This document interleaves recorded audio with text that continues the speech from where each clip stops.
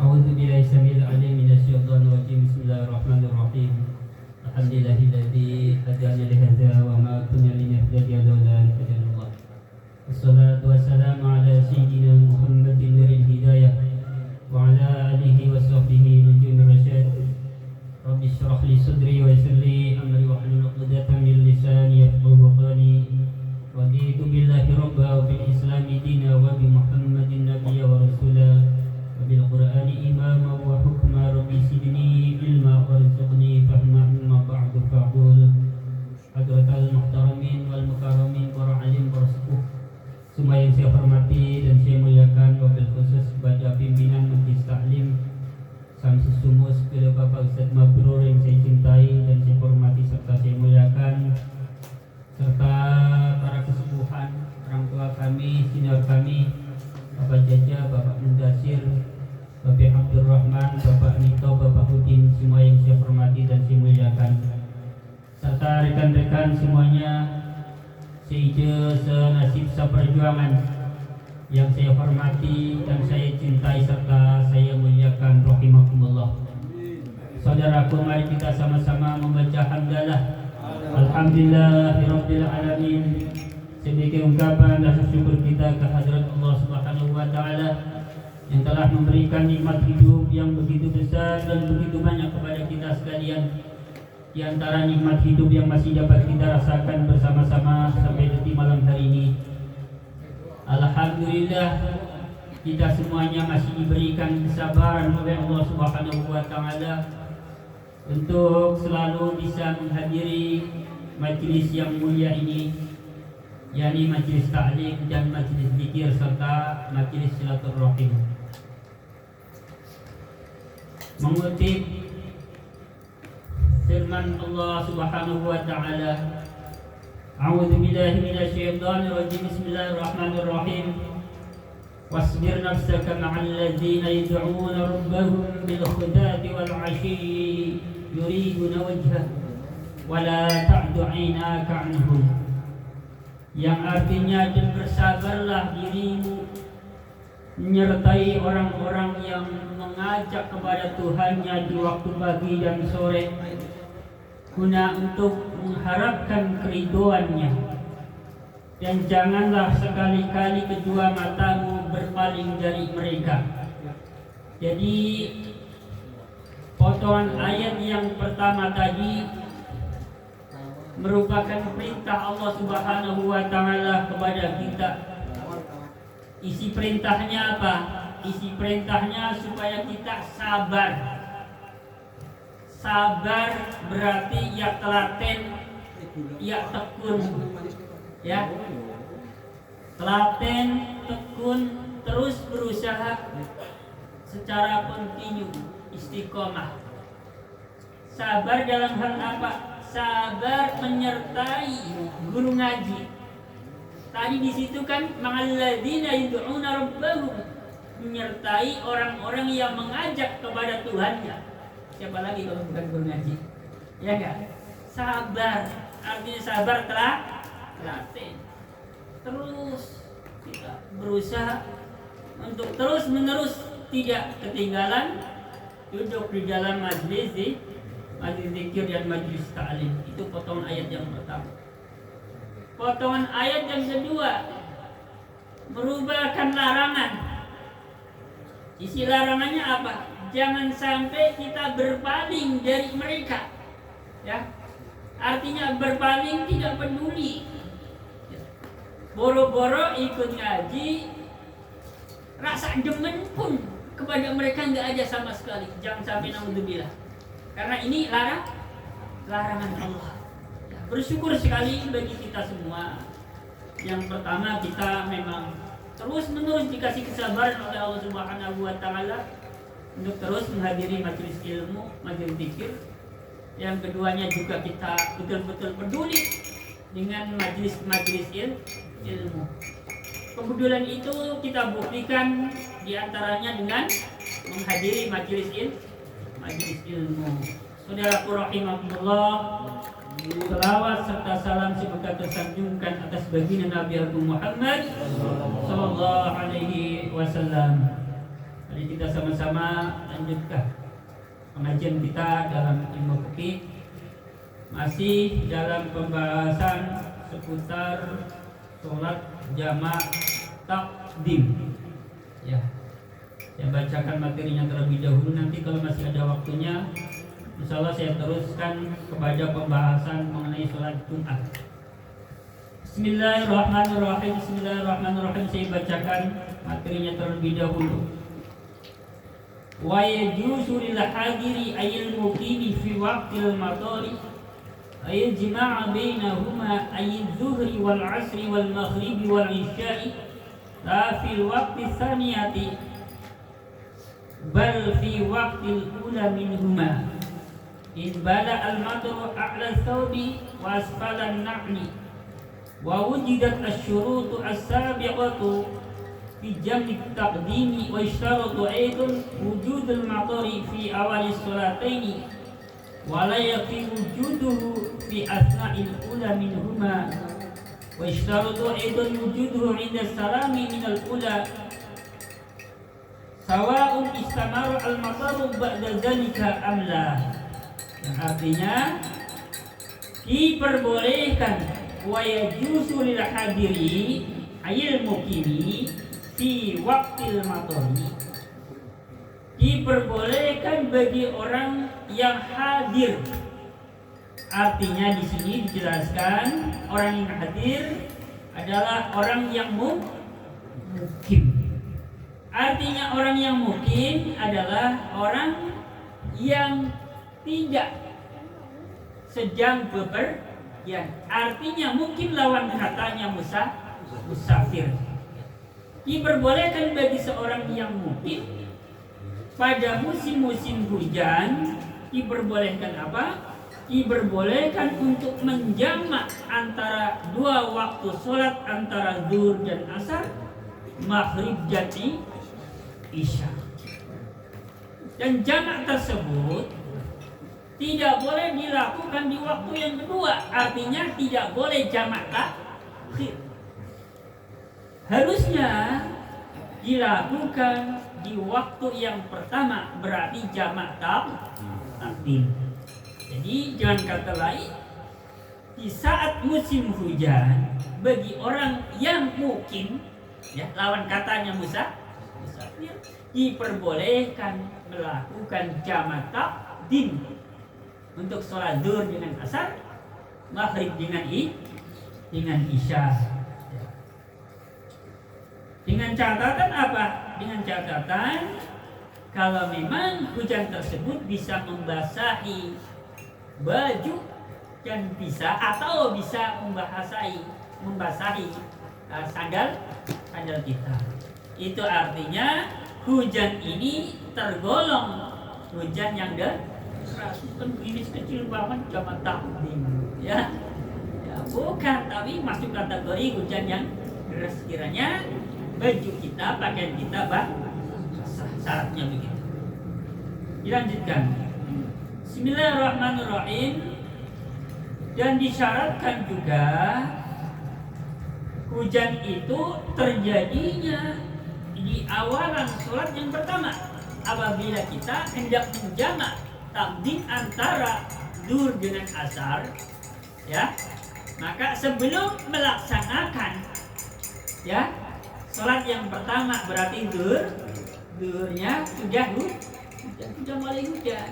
Ya. Sampai mana? Sampai salam. Jadi saat kita mengerjakan sholat zuhurnya dari awal sampai akhir itu hujan, ya. Jadi tidak memenuhi persyaratan apabila di awalan sholat zuhur, ya saat kita takbiratul ihram belum hujan, ya. Dapat 1 rakaat atau 2 rakaat atau 3 rakaat hujan, kemudian kok diniatkan udahlah jamak takdim lah, nggak bisa, ya. Jadi disyaratkan memang hujan itu sudah terjadi di awalan sholat yang pertama. Jadi tepatnya sebelum takbiratul ihram memang sudah hujan. Ini untuk sholat yang pertama, berarti zuhurnya. Kalau maghrib dan isya berarti di sholat maghribnya sudah hujan, sampai salam masih hujan. Masalah nanti setelah salam di sholat yang pertama maghribnya umpamanya, ya, kok sudah reda hujannya, nggak masalah, ya. Yang penting sepanjang mengerjakan sholat yang pertama ini hujan dari awal sampai akhir. Lanjut. Jelas ya? Ini masalah jamak takdim pada saat musim hujan. Berlaku untuk siapa? Berlaku untuk orang-orang yang mukim, artinya diperbolehkan. Lanjut. Wa tuhtasu rukhsatul jam'i bil matori bil musalla fi jama'atin bi masjidin akhirihi min mawadihil jama'ati ba'idin urfan wa ta'azza adzahibu lil masjidi akhirihi min mawadihil jama'ati bil matori fi tariqihi. Dan dikhususkan rukhsahnya menjamak. Rukhsah apa? Rukhsah artinya kemurahan. Dan dikhususkan kemurahan untuk menjamak takdim, ya, sebab hujan, jamak takdim sebab hujan, ya. Rukhsahnya dikhususkan bagi orang yang mengerjakan sholat jamaah di masjid atau lainnya.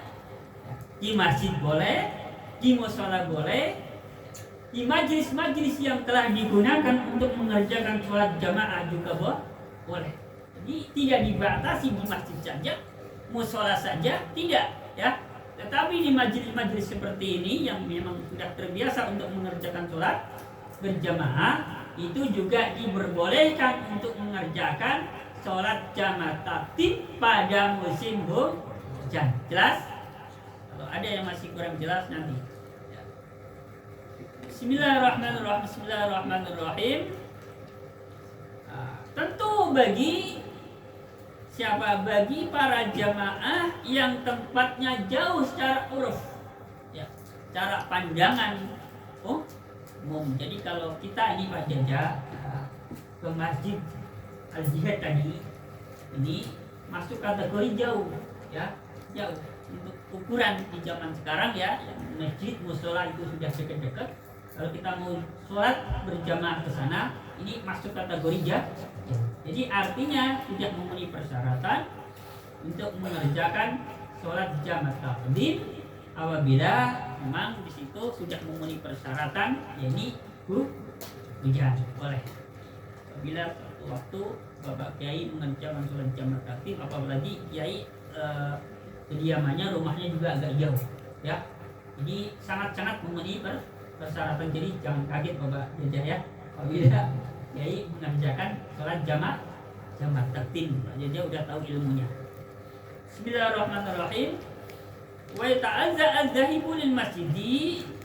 Dan bagi orang-orang yang hendak mendatangi masjid atau mushola atau majlis-majlis di mana dilaksanakan sholat berjamaah, apabila ngoyos bahasa Jawanya, menerjang hujan, itu bisa badan gerges-gerges, ya, ya. Jadi orang-orang seumur kita nih Bapak Jaja, kalau menerjang hujan biasanya setelah itu kan gerges badan, ya, ya, meriang. Nah ini jadi memenuhi persyaratan untuk mengerjakan jamaah takdim apabila, ya, menurut kebiasaan kita memang kalau menerjang hujan itu biasanya badan meriang. Ini kan jamaah takdim saja. Jelas, ya? Jelas. Nanti apabila ada penjelasan yang belum jelas, nanti pada sesi tanya jawab, ya, saya lanjutkan dulu menginjak ke pembahasan tentang sholat Jumat. Ini waktunya masih lama soalnya, ya. Bismillahirrahmanirrahim. Ada faslun wa syara'itu wujubil jum'ati sab'atu asya'a. Bismillahirrahmanirrahim. Al-Islam wal bulugh wal aql wa hadhihi syurutun aidan li khairil jum'ati minas sholawati. Bismillahirrahmanirrahim. Pada pasal ini penyusun kitab akan menjelaskan tentang beberapa syarat wajibnya Jumat. Jadi syarat wajibnya Jumat di sini dijelaskan ada 7 hal, ya. Jadi orang-orang yang diwajibkan untuk mengerjakan sholat Jumat itu syaratnya ada 7. Yang pertama al-Islam. Orang Islam. Di luar Islam tidak diwajibkan untuk mengerjakan sholat Jumat. Syarat yang kedua baligh wal bulugh, ya. Jadi bagi anak-anak yang belum memasuki usia baligh tidak diwajibkan sholat Jumat. Mungkin muncul pertanyaan, bagaimana dengan anak-anak kecil yang usianya baru 6 tahun, 7 tahun, ya sekelasnya anaknya Mas Tarno. Ya, kita dalam rangka melatih, ya, sejak usia dini. Kalau nggak Jumatannya juga nggak apa-apa, nggak dosa, ya. Tapi bagi orang tuanya memang bermaksud untuk melatih, mendidik anak-anaknya. Begitu ya masalahnya. Bukan masalah sudah berkewajiban. Jadi syarat yang kedua baik. Terus syarat yang ketiga akal. Muncul istilah akil balik, ya. Ya berakal, ya sudah balik. Balik tapi tidak berakal, artinya ada masalah dengan akalnya. Contohnya majnun, orang gila, orang stres berat, ya. Orang mabuk berat, ya. Sehingga kehilangan, ya, kesadaran akalnya. Tidak. Atau orang sakit berat, ya. Contohnya apa? Contohnya orang yang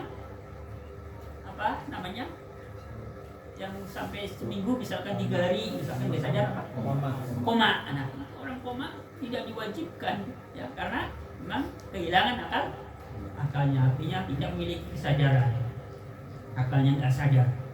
Syaratnya ada 7 tadi sudah disebutkan. Pertama Islam, kedua balik, ketiga akal. Nah, 3 syarat ini selain berlaku untuk sholat Jumat juga berlaku untuk sholat yang lain, ya. Sholat 5 waktu. Jadi untuk mengerjakan sholat 5 waktu ya syarat wajibnya yang pertama Islam, kedua balik, ketiga lanjut. Wal huriyatu wal dzukuriyatu wasihatu wal istitonu. Bismillahirrahmanirrahim. Syarat yang keempat tadi kan sudah 3, ya. Pertama Islam, kedua balik, ketiga akal. Syarat yang keempat huriyah, merdeka. Zaman dulu, zaman perbudakan, bagi budak tidak diwajibkan untuk mengerjakan sholat Jumat. Zaman dulu, ya, saat-saat masih ada perbudakan. Jadi syaratnya orang-orang yang sudah merdeka. Yang kelima wazukuriyatu, berjenis kelamin laki-laki, ya. Jadi perempuan tidak diwajibkan mengerjakan sholat Jumat. Tidak 5. Yang keenam wasihatu, syaratnya bagi orang yang sakit tidak diwajibkan untuk mengerjakan sholat Jumat. Cuma masuk angin gak datang sholat Jumat, ya. Kebangetan ini namanya, ya. Tapi masuk kategori benar beriang. Wal istitonu, kemudian mungkin, ya. Syarat yang kelima, syarat yang ketujuh, mungkin. Nah, fala tajibu al-jumnatu ala kafirin asliin. Oleh karena salah satu syarat wajibnya Jumat itu Islam, maka tidak diwajibkan mengerjakan sholat Jumat bagi siapa? Bagi orang kafir asli. Udah ketahuan orang kafir, ya. Non muslim diajak sholat Jumat, ya kebangetan yang ngajak, ya sudah nggak usah diajak. memang tidak diwajibkan. Wasobin, dan juga tidak diwajibkan bagi anak-anak yang belum balik. Masalah kita mengajak anak-anak kita itu sebagai apa? Memang pendidikan dini atau melah. Wa majnunin, dan juga tidak diwajibkan bagi orang yang gila. Nggak ada kewajiban, ya. Dan juga waroqiqin, tadi budak juga tidak diwajibkan. Kemudian wa unsa, perempuan tidak diwajibkan. Wa maridin, orang yang sakit tidak diwajibkan untuk mengerjakan sholat Jumat. Wa nahwihi. Wa musafirin, dan bagi musafir juga tidak diwajibkan untuk mengerjakan sholat Jumat. Nah, sedikit saya tambahkan berkaitan dengan musafir yang melakukan perjalanan di hari Jumat. Di dalam kitab Fathul Mu'in dijelaskan bahwa haram hukumnya melakukan perjalanan jauh, ya, sekiranya tidak memungkinkan untuk mengerjakan sholat Jumat, baik di tengah-tengah perjalanan ataupun di tempat tujuan, hukumnya haram. Bepergian di hari Jumat kalau memang diperkirakan tidak memungkinkan untuk bisa mengerjakan sholat Jumat baik di tengah-tengah perjalanan ataupun sampainya di tempat tujuan. Di dalam kitab Fathul Mu'in. Di sini juga di kitab Bajuri juga dijelaskan di sini. Walaupun memang ada satu keterangan yang memang keterangan ini dinilai oleh sebagian ulama hadisnya tidak kuat. Di sini ada kalimat tidak diwajibkan bagi musafir sholat Jumat. Memang ada keterangan begitu, tapi keterangan ini dinilainya tidak kuat. Justru keterangan yang lebih kuat di sini di dalam kitab Bajuri, keterangannya diharamkan sama isinya dengan di kitab Fathul Mu'in tadi. Fathul Mu'in kan keterangannya haram hukumnya melakukan perjalanan di hari Jumat sekiranya tidak memungkinkan untuk mengerjakan sholat Jumat di tengah-tengah perjalanan ataupun sampainya di tempat tujuan. Di kitab Bajuri ini juga dijelaskan haram hukumnya melakukan perjalanan di hari Jumat sekiranya tidak memungkinkan untuk mengerjakan sholat Jumat baik di tengah-tengah perjalanan ataupun di tempat tujuan. Kecuali kalau mau mengerjakan atau melakukan perjalanan di hari Jumat, perjalanannya itu dimulai sebelum fajar shadiq. Jadi ya, jelas ya. Jadi boleh misalkan jam 3-an lah, sudah mau jalan, tidak apa-apa. Tapi setelah fajar shadiq, ya, setelah masuk waktu subuh, ya, jam 5, jam 6 baru melakukan perjalanan, ini dihukumnya haram. Bahkan di sini ada penjelasan. Bagaimana penjelasannya? Jadi ketika ada seseorang melakukan perjalanan di hari Jumat, sementara dia sudah memasuki waktu fajar, ada dua malaikat yang di situ malaikat itu berdoa. Doanya begini, la najahullahu min safarihi. Allah tidak akan menjamin keselamatan kepada dia dalam perjalanannya. Itu ada dua malaikat yang mendoakan begitu. Jadi kesimpulannya adalah dari beberapa penjelasan yang sudah saya sampaikan, mengutip dari kitab Fathul Mu'in dan mengutip dari apa yang dalam kitab Bajuri, bahwa perjalanan di hari Jumat khususnya siang hari itu kalau nggak benar-benar kepaksa, tolong dihindari. Kalau nggak benar-benar urgent, ya jangan. Justru kalau kita mau mengikuti sunnah Nabi, itu perjalanan yang disukai adalah di hari Kamis. Jadi biasanya Nabi Shallallahu Alaihi Wasallam ketika hendak melakukan perjalanan, yang dimaksudkan di sini adalah perjalanan jauh, biasanya beliau melakukannya di hari Kamis. Ini barangkali materi yang saya bacakan dan saya sampaikan pada pertemuan kali ini. Pertama, terkait dengan masalah jamak takdim di musim hujan bagi orang yang mukim. Kedua,